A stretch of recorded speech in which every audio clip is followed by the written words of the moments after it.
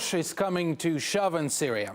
Turkey and the US, Russia, Israel and multiple militant factions all skirmishing in the country, and previous motives for warring are fading into oblivion.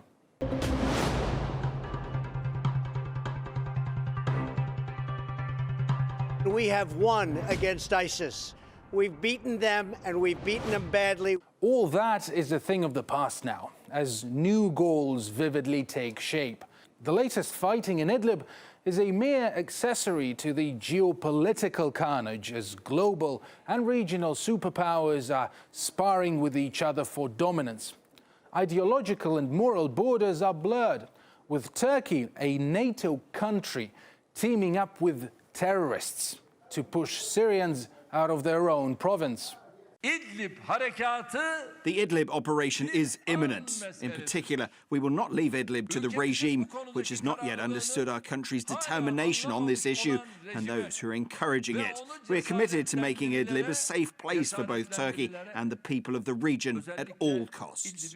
Militants shamelessly boasting Turkey-provided APCs coming en masse, covered by Turkish artillery fire. Russia's Air Force joins the party, together with Syrians repelling the onslaught, as Moscow officially asks Ankara to hold its fire. And so it does.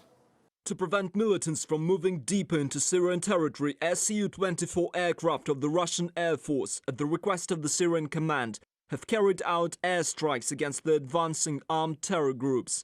This allowed the Syrian troops to successfully repel all attacks. But Turkey is not alone in this fight. While jihadi groups are doing the bloody bidding on the ground, Washington cheers from over the Atlantic. I had a very good conversation with President Erdogan. The fact is that he's fighting on Idlib. He doesn't want people to be killed by the thousands and hundreds of thousands.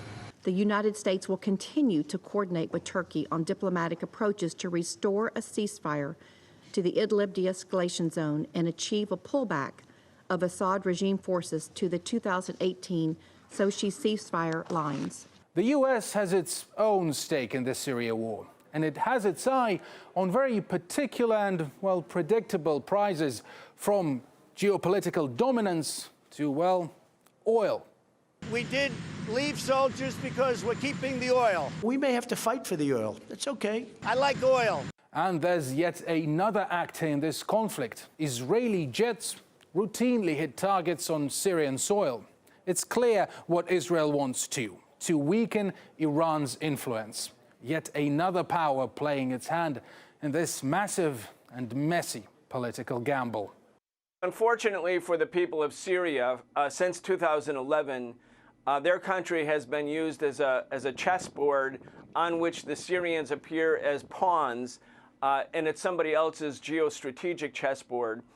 In particular, the United States and its allies basically tore Syria apart, partly designed to topple the secular but legitimate government in Syria, the sovereign government, the government recognized by the United Nations, partly to topple that government, and partly to claim different parts of Syria for themselves.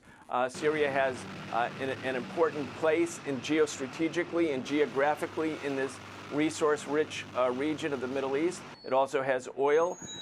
So yes, what we've seen, the tragedy of Syria, the tragedy of the so-called civil war, is actually a proxy war by international players using the Syrian country, the Syrian battlefield as a proxy battlefield.